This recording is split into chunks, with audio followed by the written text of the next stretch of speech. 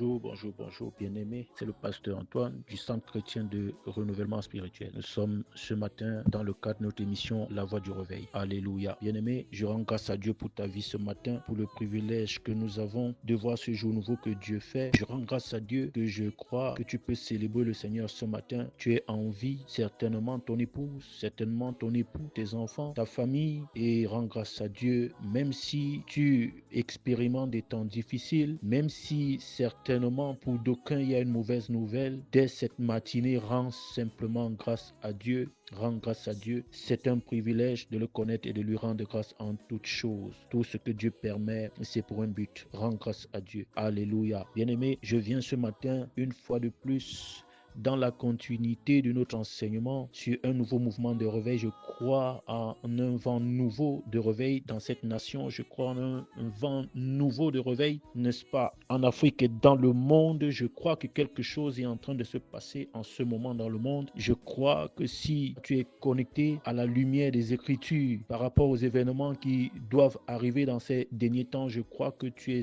serais sensible à la parole de Dieu qui t'interpelle à te disposer, toi, serviteur de Dieu, toi, servant de l'Éternel, toi, jeune homme, jeune femme, toi, homme, femme, parent, adulte, enfant. Je crois que le Seigneur nous interpelle à nous disposer par rapport au son de la trompette à son retour. Et je t'avertis et je t'interpelle et je te confirme ce matin, je crois, n'est-ce pas, la sainte parole de Dieu, je crois les prophéties bibliques qui nous exhortent à nous préparer par rapport au retour de Jésus parce que son retour est de plus en plus proche. Alléluia. Bien-aimé, je viens ce matin pour épiloguer sur la troisième catégorie parce que nous avons vu aujourd'hui la manière dont l'Église est constituée. C'est un peu comme je l'ai dit précédemment, l'Église est un peu comme un sac aujourd'hui où on retrouve toute espèce de personnes. Les églises sont bondées de monde et nous nous posons encore la question aujourd'hui, est-ce que nous sommes réellement dans la volonté de Dieu? Est-ce que nous avons réellement connu le Seigneur? Bien-aimé, il y a un cri aujourd'hui qui est celui de ceux qui ont réellement le fardeau de Dieu, du salut des âmes. Il y a un cri aujourd'hui, celui de reconsidérer notre position par rapport au retour du Seigneur, par rapport à notre enlèvement, à ceux qui doivent être enlevés. Le cri aujourd'hui, c'est de reconsidérer la position des uns et des autres au sein des églises. Gloire à Jésus-Christ. Et s'il te plaît, ce matin, je viens te parler de ces différentes catégories. Nous avons vu la catégorie des ramassis dans l'église qui sont là et qui en réalité n'ont pas encore connu le Seigneur, mais qui profitent de la grâce de Dieu, qui expérimentent le don de Dieu, qui expérimentent des choses qui relèvent de la présence de Dieu dans leur vie. Et en réalité, quand le Seigneur reviendra, ils seront étonnés de ne pas être enlevés. Ils seront étonnés de ne pas faire partie de ce voyage et ce sera une catastrophe. Et puis, on pourrait aussi penser qu'ils ont certainement perdu leur salut. Bien aimé, c'est une catégorie de personnes que la Bible appelle des ramassis qui étaient au milieu du peuple d'Israël, mais qui en réalité n'avaient pas reçu l'amour de Dieu dans leur cœur, n'étaient pas réellement du peuple de Dieu. Et il y a une deuxième catégorie comme ça dans l'église, ce sont des enfants. La Bible dit, un enfant ne diffère en rien d'un esclave. La Bible dit dans le livre de Jean, chapitre 1, verset 12, la Bible dit à tous ceux qui ont cru, il a donné le pouvoir de devenir enfants de Dieu. Ce sont des enfants, ce sont des personnes qui ont une filiation avec Dieu, mais qui sont demeurés des enfants, qui sont demeurés des bébés spirituels sans consistance dans leur foi et sans assurance et surtout sans stabilité. Gloire à Jésus-Christ. Qui vont ça et là, qui n'ont réellement pas de conviction, qui n'ont pas de vision. Bien aimés, ce sont des enfants qui sont toujours à la quête de ci et de ça, qui sont toujours à crier à Dieu par rapport à leurs besoins et qui n'ont aucune conscience de leur propre responsabilité dans la marche avec Dieu.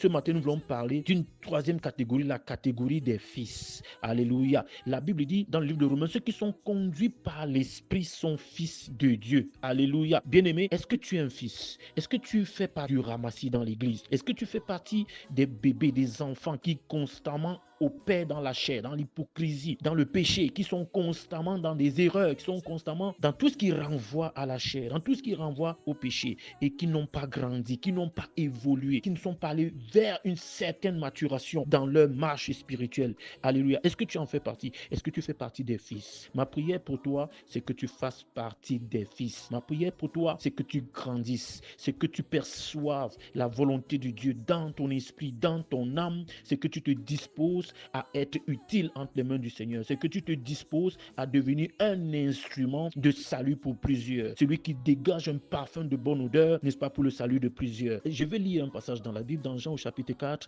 à partir du verset 34. La Bible dit, Jésus qui est notre modèle dit, Jésus leur dit à tous ceux qui l'écoutaient, ma nourriture est de faire la volonté de celui qui m'a envoyé et d'accomplir son œuvre. Bien-aimé, un fils, c'est celui qui est conscient de son appel. C'est celui qui sait pourquoi il est devenu un enfant de Dieu. En réalité, c'est pas pour demeurer un enfant. La Bible dit un enfant ne diffère en rien d'un esclave. Il ne peut pas hériter. Il ne peut pas expérimenter le projet glorieux de Dieu sur la terre en attendant son retour. Il ne peut pas. Écoute, Jésus dit, ma nourriture est de faire la volonté de celui qui m'a envoyé. Il est conscient de son appel. Il est conscient de la volonté de Dieu pour lui. Il sait pourquoi il est sur la terre. Il sait pourquoi il a donné sa vie à Jésus. Il sait pourquoi il s'est inscrit dans ces dispensations, dans cette alliance avec Jésus. Il sait, il connaît ses responsabilités. Il est conscient de ses responsabilités. Ma nourriture, ça veut dire ma priorité étant fils de Dieu parce qu'il est mature. Il a compris la volonté de Dieu pour sa vie. Il a une vision d'avec le Père. Il dit, ma nourriture, ma responsabilité est de faire la volonté de celui qui m'a envoyé et d'accomplir son œuvre. Alléluia. Un fils ne regarde plus à lui-même. Tout ne tourne plus autour de lui. Aujourd'hui, nous avons dans la marche avec Dieu, dans la foi, des personnes qui en réalité s'approprient la gloire de Dieu. Tout tourne autour d'eux. Ils ne recherchent que leur propre gloire. Ils sont dénués de tout amour pour les autres,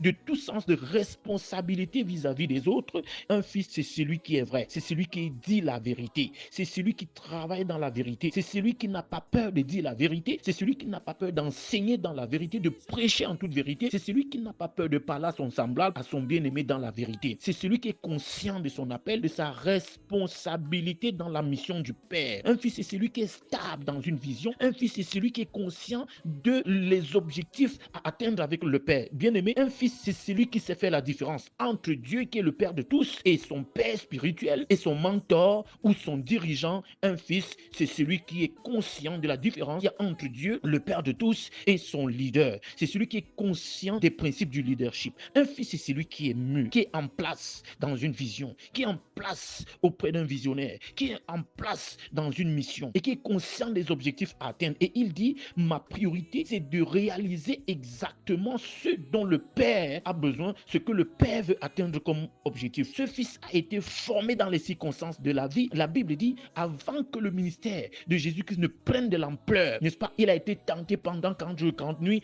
à toutes les séductions, à toutes les propositions du diable pour le détourner du plan de Dieu. Mais il a réussi. Il a passé un temps de désert. Il a passé un temps d'épreuve. Écoute, un fils, c'est celui qui connaît l'épreuve. C'est celui qui connaît la difficulté. C'est celui qui a lutté contre le diable. Quand le diable est venu à lui pour le décourager, quand le diable est venu avec ses stratagèmes, quand le diable est venu à lui avec ses stratégies pour l'humilier, pour le diminuer, pour le séduire, pour l'amener à se détourner du plan de Dieu, pour l'amener à embrasser la séduction, il est resté ferme. Un fils, il est ferme. Pourquoi? Parce qu'il est fondé sur la parole de Dieu. Jésus a répondu par la parole. Il est écrit. Il a une profondeur dans les Écritures. Il connaît la pensée de Dieu pour l'humanité. Il connaît la pensée de Dieu pour la vie, pour l'Église. Il connaît la pensée de Dieu pour les hommes. Il connaît la pensée de Dieu pour sa nation. Un fils, c'est quelqu'un qui a la révélation de Dieu au travers de sa parole. Alléluia. Ce fils, pourquoi il a atteint cette dimension? Parce que justement,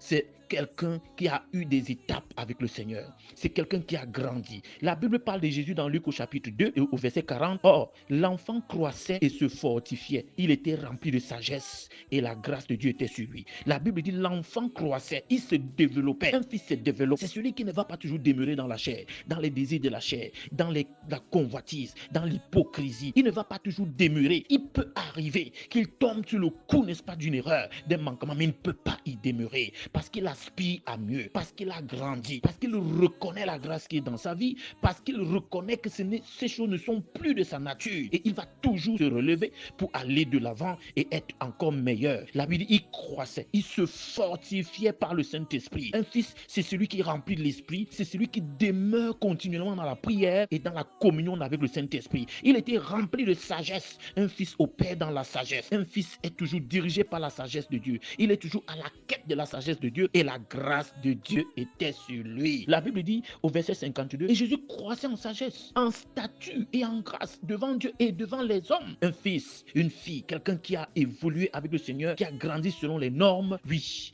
il croisse en statut et en grâce. Oui, la gloire de Dieu est sur lui. Cela va être visible, non seulement devant Dieu, devant les anges, et même devant les hommes. Les hommes pourront témoigner, il y a quelque chose en cet homme, il y a quelque chose en cette femme, il y a quelque chose en cette personne. Il y a une grâce particulière, il y a une sagesse en cet homme, il y a une gloire en cette personne. Dans sa dimension d'appel, il y a une grâce en cet homme. Je peux compter sur lui, je peux me rapprocher de lui, je peux tirer de lui quelque chose qui me permette de grandir, qui me permette de croire, de me développer aussi. Je peux voir en lui un modèle. Bien-aimé, c'est aussi cela un fils. C'est aussi cela un fils. Alors bien-aimé, c'est la saison. Dieu veut une église mature. Dieu veut une église équipée pour sa gloire. Dieu veut une église des personnes qui regardent plus à ce qui est divin, plus à ce qui est spirituel, des personnes qui considèrent plus les choses célestes que les choses terrestres. La Bible dit dans le livre de Colossiens, aspirez aux choses d'en haut et non à ce qui est sur la terre, à ce qui est naturel, à ce qui est terrestre. Non, il ne s'agit pas ici de rejeter tout ce qui participe de la vie sur la terre, non, de rejeter le bonheur, de rejeter les bienfaits de la nature, de tout ce que Dieu a créé. Bien aimé, laisse-moi te dire que Dieu a tout créé et il a créé toutes choses pour sa gloire